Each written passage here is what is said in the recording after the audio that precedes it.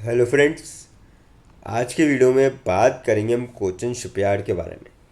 यहाँ पे काफ़ी ज़बरदस्त खबर निकल के आ रही है, जिसके चलते मुझे लगता है कि आने वाले टाइम में आपको इसमें ज़बरदस्त तेज़ी बनते हुए देखने को मिलेगी।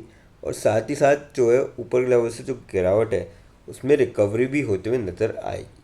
तो ऐसी क्या खबर है, ये डिस्कस करेंगे। और क्या इसका इम्पैक्ट आपको शॉर्ट टर्म में देखने को मिलेगा या फिर सिर्फ लॉन्ग रन में देखने को मिलेगा, साथ में ये भी जानने की कोशिश करेंगे। फिर बात करेंगे हम यहाँ पे JSW इंफ्रास्ट्रक्चर के बारे में।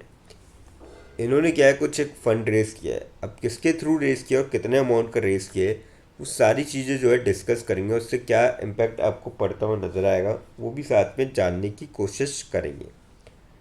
फिर बात करेंगे TVS मोटर्स के बारे में। यहाँ पे काफ़ी शानदार खबर निकल के आ रही है, जिसके चलते मुझे लगता है कि स्टॉक में आपको शॉर्ट टर्म और लॉन्ग टर्म दोनों में काफ़ी पॉजिटिव इम्पैक्ट जो है देखने को मिल सकता है। तो ऐसी क्या खबर है, ये डिस्कस करेंगे। और क्या इसका इम्पैक्ट आपको कल के दिन यानी कि मंडे के दिन पढ़ते हुए नज़र आ सकता है या फिर आपको कई दिनों बाद मतलब देखने को मिलेगा, वो भी साथ में जानने की कोशिश करेंगे।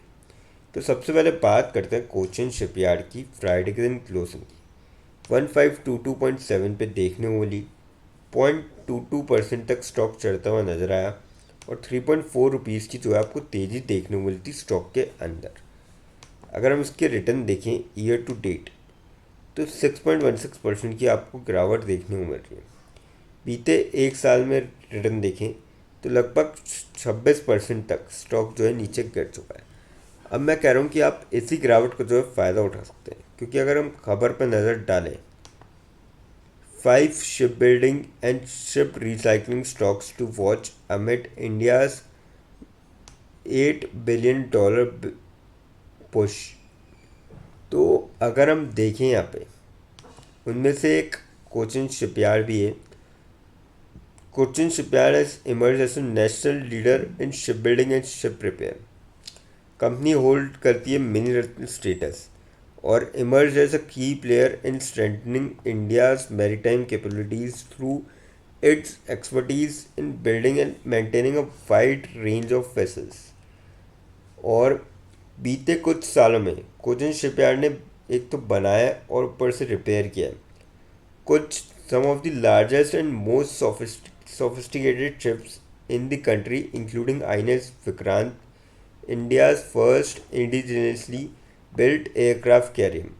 और कंपनी ने अपना जो है ग्लोबल फुटप्रिंट भी यहाँ पे बताया है, जैसे कि ये एक्सपोर्ट करता है वेसल्स कंट्रीज जैसे कि Norway, Netherlands, Cyprus, US, Germany और बहामास, सऊदी अरेबिया, लाइबेरिया और UAE के अंदर।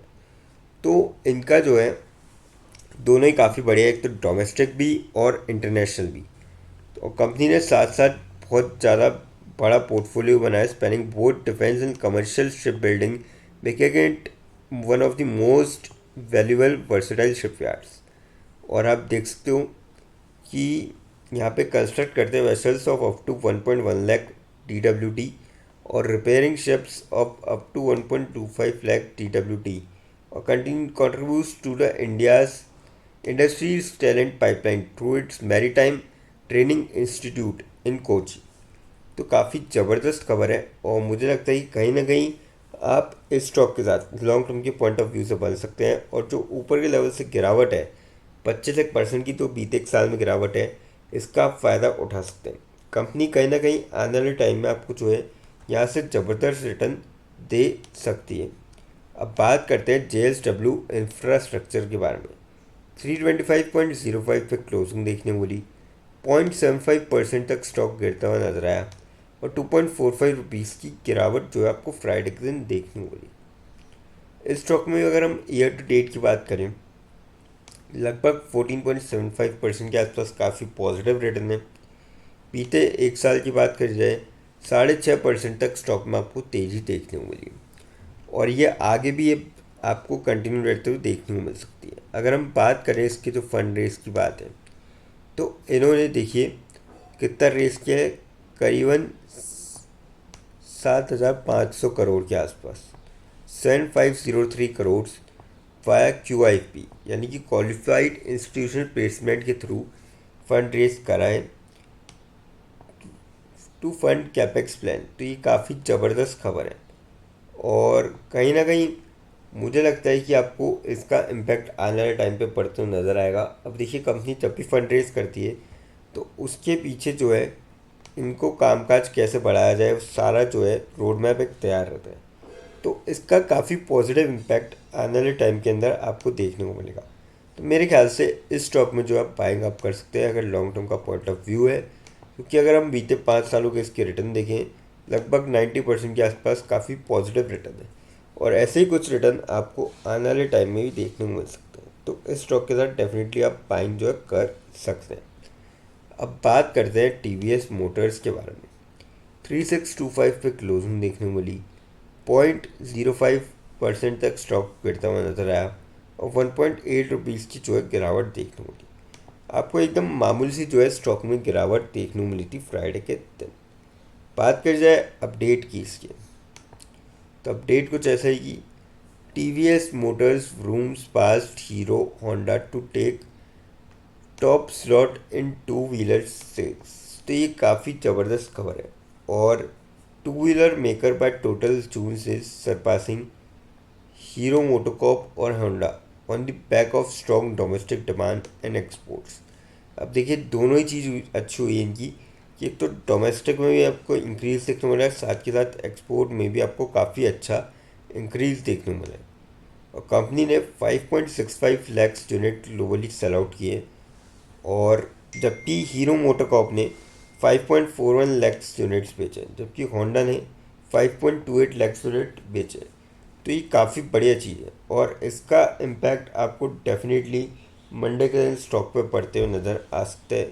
तो मेरे ख्याल से इस स्टॉक में भी जो आप बाइंग कर सकते हैं, अगर हम इसके रिटर्न्स देखें ईयर टू डेट 4.5% की आसपास गिरावट है, तो इसका फ़ायदा उठा सकते हैं। बीते 5 सालों में कंपनी ने 504% यहाँ पे ज़बरदस्त रिटर्न दिखाए हैं और मेरे ख्याल से आने वाले टाइम में भी आपको कुछ ऐसे रिटर्न देखने को मिलेंगे, क्योंकि कंपनी लगातार ग्रो कर रही है और अब की यार तो क्वार्टर रिजल्ट्स भी अच्छे आने की उम्मीद है इनके। अगर हम देखें यहाँ पे, तो company is already the market leader in the electric two wheeler segment, यानी कि इलेक्ट्रिक टू व्हीलर्स में काफ़ी अच्छा परफॉर्म कर रही है।